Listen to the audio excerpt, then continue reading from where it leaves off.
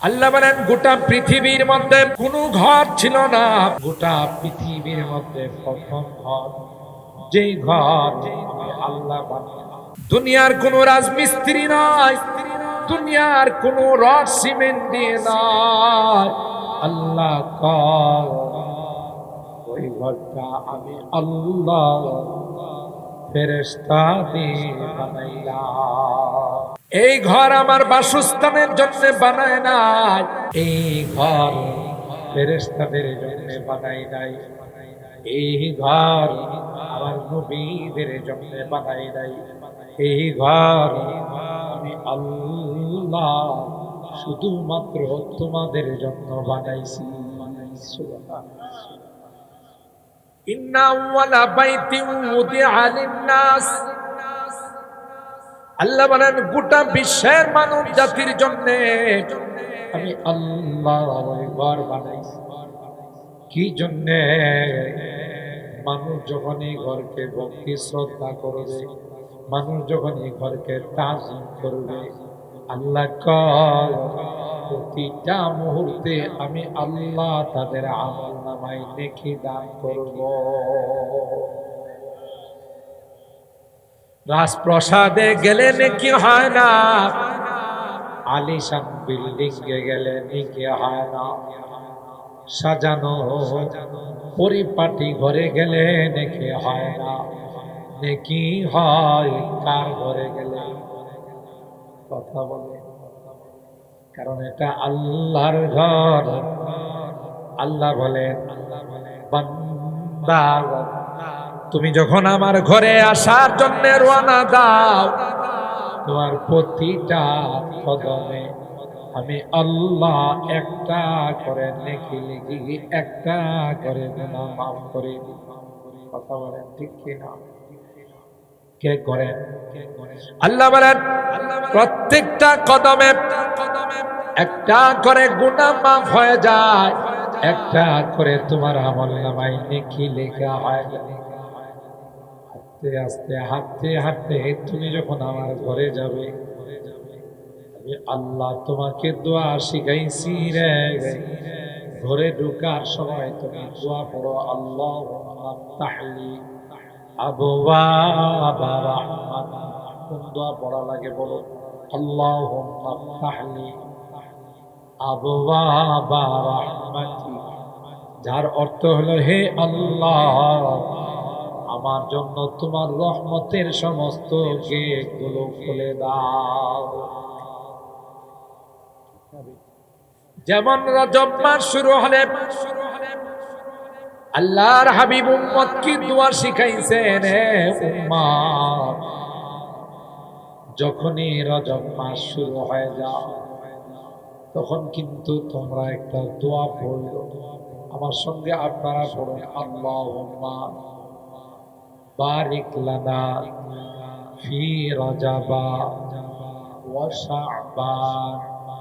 আবার পড়ুন, আল্লাহুম্মা বারিক লানা ফি রজাবা ওয়া শাবান ওয়া বাল্লিগনা রমাদান।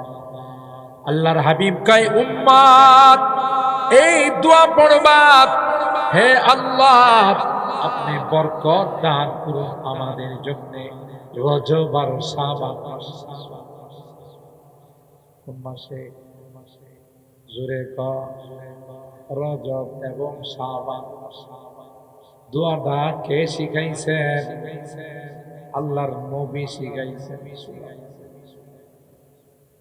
হে আল্লাহ আপনি বরকত নাজিল করুন আমাদের জন্য রজব আর শাবান মাসে, ওয়া বাল্লিগনা রমাদান। আর রমাদান রমজান পর্যন্ত আমাদের হায়াতের মধ্যে বরকত দাও। কারণ সবচেয়ে সেরা মাস কোন মাস? কন্যা একটু কথা কন্যা একটু কথা। আপনারা যদি একটু জোরে সোরে কথা কন, নন্দনপুর বাজারে যারা বসা আছে, কলামরি নোয়ারে যারা বসা আছে, এরা কি বলছে সব গিয়া প্যান্ডেলে বয়ে রয়েছে, আমরাই বাজারে কথা কয়। আর আপনাদের এই সুবহান আল্লাহ জোরে কোয়াতে, কিছু কথা জোরে বলাতে এরা যদি মাহফিলে চলে আসে সবগুলোর সওয়াব আপনারা পাবেন। আর একটু জোরে কর মাশাআল্লাহ। এই আল্লাহও খুশি হয়, মানুষেরও দাওয়াত, ঠিক কিনা বলেন? এই জন্য পয়গম্বর বলেন উম্মত বেশি বেশি দোয়া করো, যে দোয়া করলে আল্লাহ রজব আর শাবানে বরকত দিবেন, আর তোমাদের হায়াতকে আল্লাহ দীর্ঘায়িত করে রমজান পর্যন্ত পৌঁছাই দিবে। কত সুন্দর দোয়া আল্লাহ শিখাইছে। এই রজব মাসে আল্লাহর হাবিবের পবিত্র মেরাজ কি হয়েছে? মেরাজ স্বপ্ন যুগে রুহের জগতে আল্লাহর হাবিবের মেরাজ হয়েছিল 33 বার। তাফসীরের কথা। আর একবার সশরীরে শর্ট টাইমের, সামান্য টাইমের আল্লাহ তার হাবিবকে বাইতুল্লাহ থেকে বাইতুল মুকাদ্দাস থেকে প্রথম, দ্বিতীয়, তৃতীয়, চতুর্থ, পঞ্চম, ষষ্ঠ, সপ্তম, আরশ, কুরসি, লৌহ, কলম, জান্নাতুল মাওয়া, সিদরাতুল মুনতাহা সব কিছু দেখায়া আবার মক্কাতে পাঠায়। এই যে আল্লাহর হাবিবের পবিত্র মেরাজ, এটা কোন মাসে হয়েছিল? এই মাসে কোন মাসে? রজব মাসে। তাহলে সব দিক থেকে আজকের মাহফিলটা অনেক বরকতময়, ঠিক না?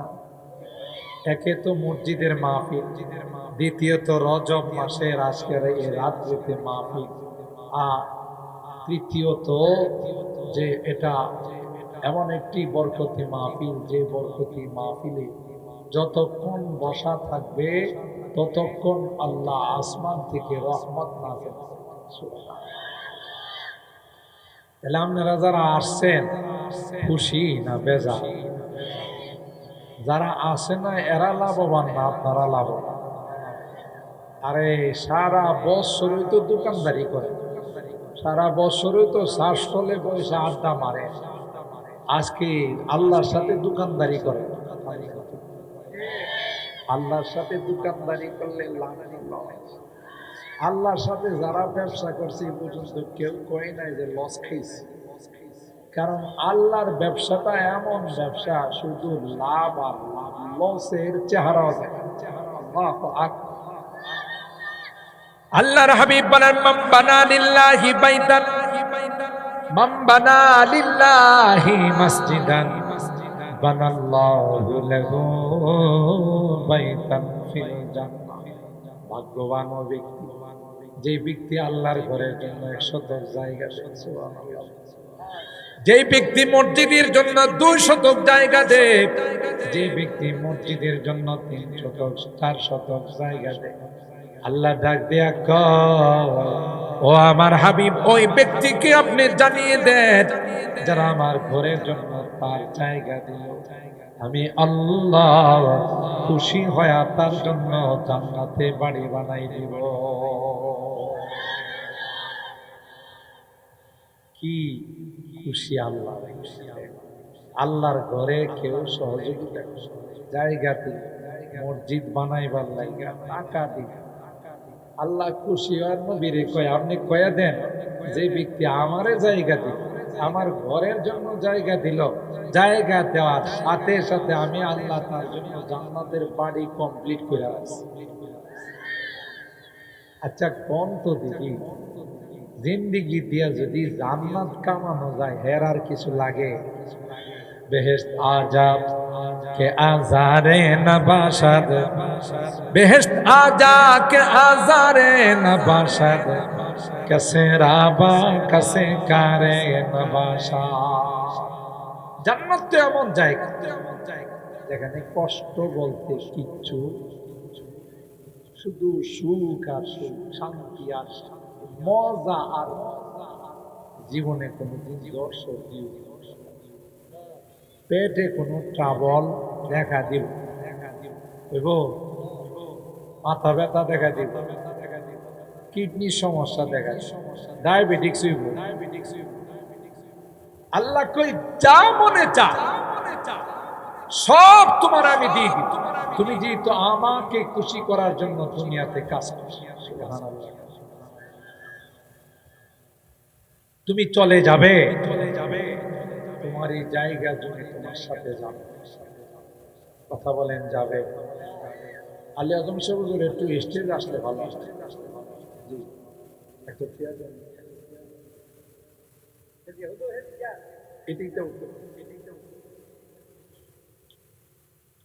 আমি বলছিলাম না আপনাদের মাহফিল যা শুরু হলো, এটার ধারণ ক্ষমতা অনেক বেশি। সুবহানাল্লাহ। এই যে দেখেন এই সকল আলেমান আমাদেরকে দাওয়াত দেন, কিন্তু মাহফিলের আওয়াজ শুনে সবাই উপস্থিত হয়ে গেছে, আলহামদুলিল্লাহ। কারণ এটা কোনো ব্যক্তির জন্য মাহফিল নয়, এটা হলো আল্লাহর ঘরের জন্য মাহফিল। ঠিক কিনা বলেন? কার জন্য? আল্লাহর ঘরের জন্য মাহফিল, আল্লাহর ঘরের জন্য মাহফিল। ঠিক কিনা বলেন? হ্যাঁ, আল্লাহ আমাদের সকল আকাবের বুজুর্গানে দ্বীনের হায়াতে বরকত। আজকের মাহফিলের যারা আয়োজন করছেন, আল্লাহ তাদের হায়াতে বরকত দান। এই মসজিদের যারা সূচনা করছেন, নিয়ত করছেন, জায়গা দিয়েছেন, টাকা দিয়েছেন, আল্লাহ সবার হায়াতে বরকত দান।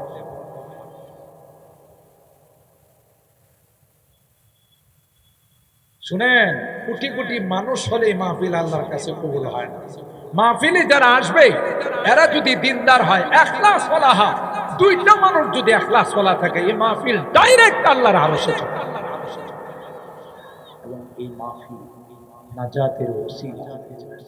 সুবহান। তো যে কথা বলতেছিলাম, আল্লাহ পাক পৃথিবীতে সবার আগে যে ঘরটা বানাইছেন, এটা কি আমেরিকার রাজপ্রাসাদ?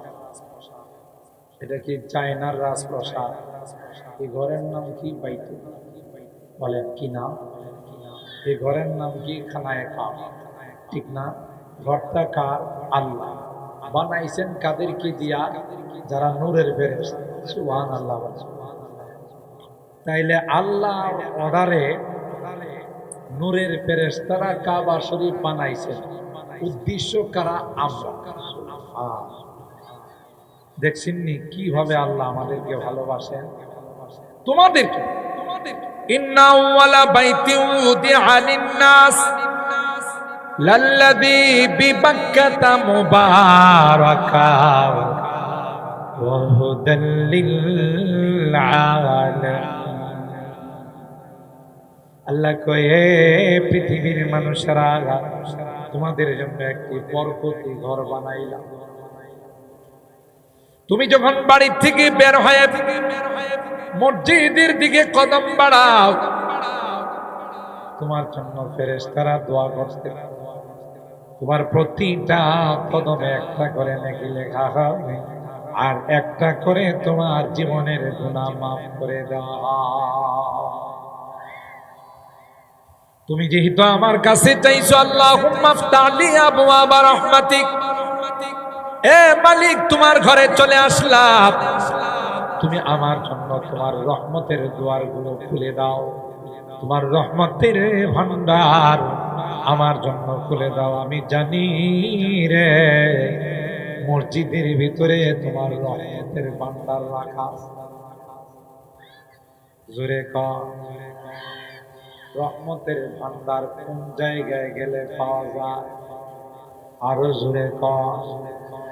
অফিসে গেলে পাওয়া যায়, হোয়াইট হাউসে গেলে পাওয়া যায়, চায়নার রাজপ্রাসাদে গেলে পাওয়া যায় না, না কোথাও পাওয়া যায় না। ওই রহমতের ভান্ডার পাওয়া যায় আল্লাহর ঘর মসজিদে গেলে।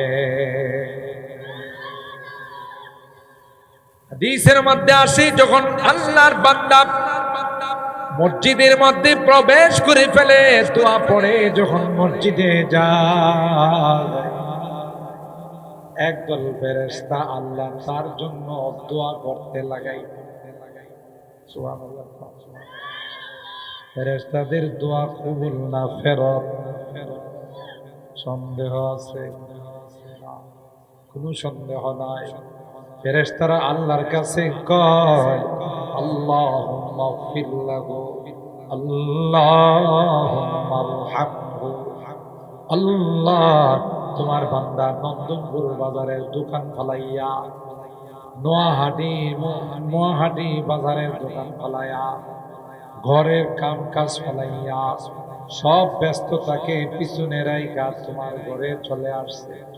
আল্লাহ, তার জীবনের গুনাহগুলো মাফ করে দাও। 2 নাম্বার দোয়া করে, আল্লাহুম্মা আরহামহু, হে মালিক, তার উপরে তুমি রহমত নাযিল করো। সুবহানাল্লাহ। এটা কি অন্য কোথাও গেলে পাওয়া যায়? এই জন্য আল্লাহ বলেন, মুবারাকাও ওয়া হুদাল লিল আলামিন। আমার ঘরকে তোমাদের জন্য বরকতের ঘর বানাইলাম, আর গোটা বিশ্বের জন্য আমার ঘরটা হলো হেদায়েতের ঘর।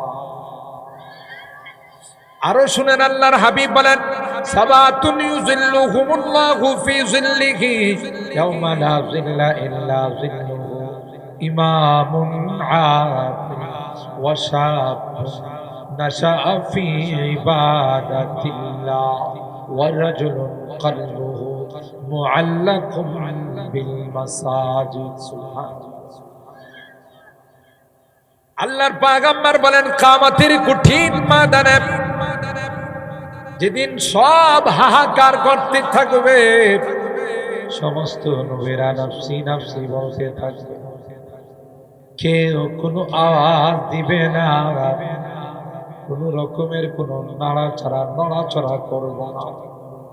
এমন কঠিন দিন হবে রে, সূর্যের তাপের কারণে মাথার মগজগুলো গয়লা গয়লা নাক দিয়া পড়বে। আল্লাহু আকবার কইবেন না?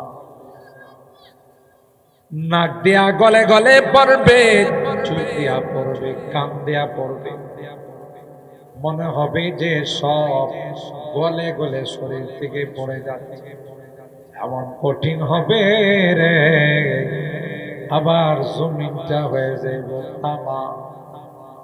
জমিনে তো এখন পাও রাখলে ঠান্ডা লাগে না? কিন্তু সেদিন ঠান্ডা পাইবেন না। সেই দিন জমিনও তামা, আকাশের সূর্যটাও মাথার উপর। কঠিন অবস্থা হবে। কোন নবী রাসূল সুপারিশের জন্য রাজি হবে না। সকল নবী রাসূলরা নফসি নফসি বলবে। এক গ্লাস পানির জন্য হাহাকার করবে। একজন বনি ইসরাঈলের আল্লাহর ওলি 500 বছর আল্লাহর ইবাদত করছে। হাদিসের মধ্যে আসে, মনে মনে আসছে, যেই পরিমাণ ইবাদত করছে, আল্লাহর দয়া দিয়ে আমার জান্নাতে যাওয়া লাগবে না, ইবাদত দিয়েই যাব। ঠিক না? কয় শত বছর। আল্লাহ পাক ফেরেশতারে ডাক দিয়া কয়, হে, যেহেতু তার ইবাদত দিয়া জান্নাতে যাবে, জাহান্নামের এরিয়াটা একটু একটু ঘুরায়া নিয়ে আসো। যে জাহান্নামের আগুনের একটু হিট লাগছে, কলিজা পুইরা গেছে, কলিজাটা শুকাই গেছে, পিপাসায় কাতর হয়ে গেছে, ক্ষুধার যন্ত্রণায় আর বাঁচতেছে। এমনি এক ফেরেশতাকে আল্লাহ পাঠাইছে রুটি দিয়া, আরেক ফেরেশতাকে আল্লাহ পাঠাইছেন পানি দিয়া। পানিওয়ালা ফেরেশতা পানি নিয়ে যায়, কয়ার কয় পানি পানি পানি পানি লাগবে, পানি লাগবে।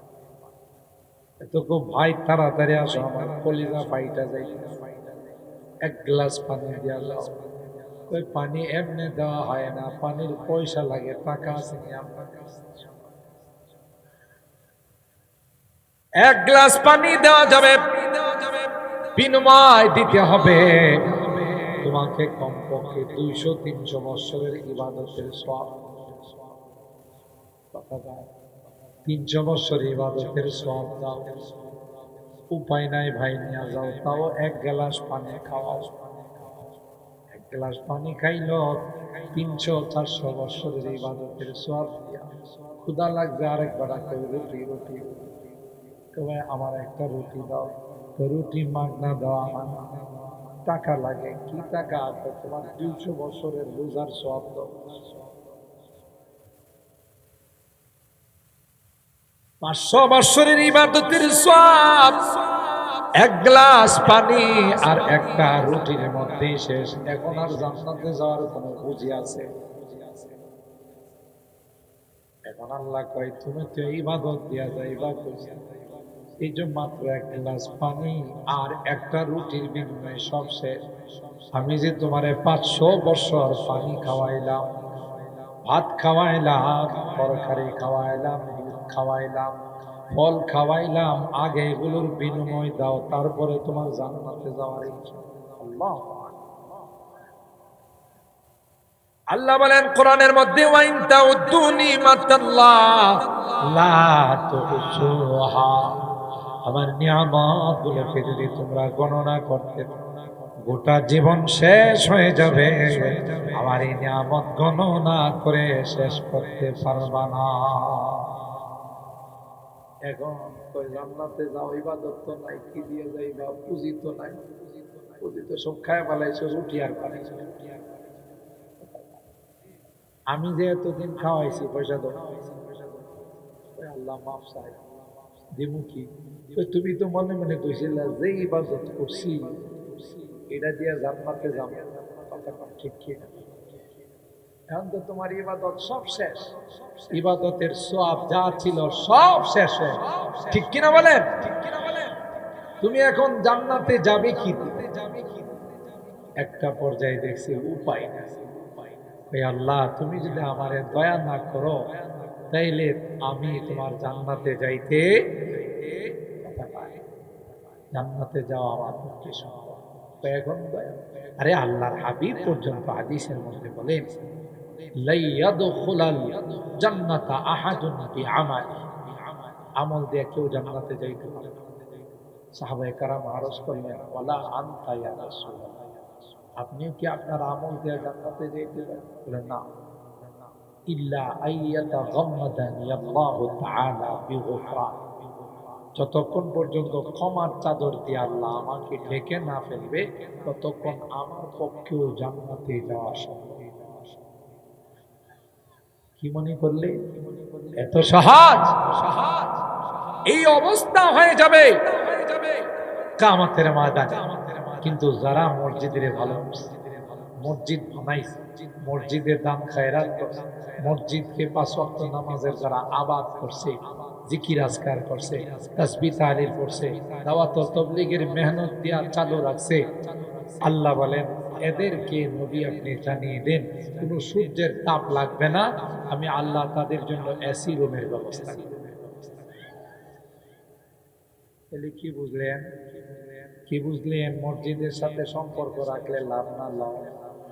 আল্লাহর সাথে ব্যবসা করলে লাভ না লাভ? আলহামদুলিল্লাহ এখানে একটা মসজিদ হয়ে গেছে, আল্লাহ বানাই দিয়েছেন আপনাদের আন্তরিকতা। আর মসজিদ যে মহল্লাতে হয়, যেখানে হয়, এখানে মসজিদকে কেন্দ্র করে অনেক মানুষ নামাজি হয়। এমনিতেই নামাজ পড়লেও ঘরে কোনো মতে বইরা ফেলা, আর বাসার কাছে বাড়ির কাছে মসজিদ থাকলে না কাছেই তো নামাজটা জামাতের সাথে। সুবহানাল্লাহ। তাহলে এই যারা বানাইলো, যারা জায়গা দিল, যারা সহযোগিতা করলো, সবাই মিলে যারা এই নামাজ পড়বে কিয়ামত পর্যন্ত, সবার যা সওয়াব হবে, যারা তার মধ্যে শরীক হলো তাদেরকে আল্লাহ সমান সওয়াব। আলহামদুলিল্লাহ। আমি শুনি আমার উস্তাদে মোহতারাম, আমাদের সাতিয়ান কেন্দ্রের মসজিদের খতিব মালিয়াত আমার কাছে শেখুল হাদিস হুজুর বলছেন যে বাবা আপনি একটু আয়েশা মসজিদের সম্পর্কে কিছু কথা বলেন। আসলে আমার টাইমটা হয়ে গেছে খুব মানে কি করে বিজি টাইম, খুব বেশি প্রোগ্রামের চাপ। তারপর আপনারা মহব্বত করেন, আপনাদের এলাকার সন্তান, সেই হিসাবে আমি কিছু সময় আপনাদের মাঝে মসজিদের ফজিলত, মসজিদ যারা বানায়, মসজিদে যারা জায়গা দেয়, আল্লাহ নিজেই বলছেন যারা আমার ঘরের জন্য জায়গা দেয় আমি তাদেরকে জান্নাতে জায়গা দেই। আর কিছু দরকার আছে? আল্লাহর ওয়াদা কি সঠিক না বেঠিক? আল্লাহ যা কয় এটা কি বাস্তব না অবাস্তব? আপনারা এই পাড়ার মানুষ মিলে এখানে একটা মসজিদ বানাইছেন, আমি শুনছি আলহামদুলিল্লাহ, হৃদয়বান আল্লাহর বান্দা একজন এই মসজিদের জন্য জায়গা দিয়েছেন। কত মাশাআল্লাহ, এখানকার 2 শতক জায়গার অনেক দাম। 2 শতক জায়গা কিন্তু নন্দনপুরের বাজারে আশপাশে 4 লেনটা হয়ে গেল তো আরো দেখবেন কি হয়।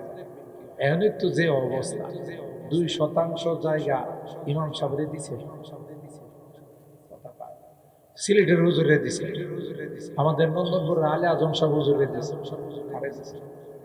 হুজুরে পাওয়া আল্লাহ দেওয়ার সাথে সাথে ডিক্লার দিছে, তুই আমারে দিছস, আমি তোরে দিব। যা, তুই দিছস মসজিদের জন্য, আর এই মসজিদে বিল্ডিং বানাবে, মসজিদ হবে, আর আমি তোকে রেডিমেড ইয়াকুত পাথর দিয়া, মার্বেল পাথর দিয়া, জওহার পাথর দিয়া বানায়া জান্নাতের পানা। কোরআনের কথা দিয়েছেন। আমরা দোয়া করি যে 2 ভাই মিলে 2 শতাংশ জায়গা দিয়েছেন, আল্লাহ ওনাদের হায়াতে বরকত দান করেন, আল্লাহ তাআলা ওনাদের কামাই রুজি রোজগারে বরকত দান করেন, আল্লাহ তাআলা ওনাদের এই দানকে কবুল করেন। এই দানের ওসিলায় ওনাদের মুরব্বীরা যারা কবরে শুয়ে আছেন সবাইকে আল্লাহ মাফ করে দেন। আল্লাহ তাআলা আমাদের এই বসাকে কেউ যাবেন না, আমাদের পরবর্তী বক্তা আরিজি চলে আসছে, মাজার সাহেব বয়ান করে গেছে, এরপরেও আরো অনেক ওলামায়ে কেরাম আছেন বয়ান করবেন। আমার যেহেতু আবার সেই গোপন নগর বিশাল তাফসীর মাহফিল, ওখানে যে মোনাজাত করতে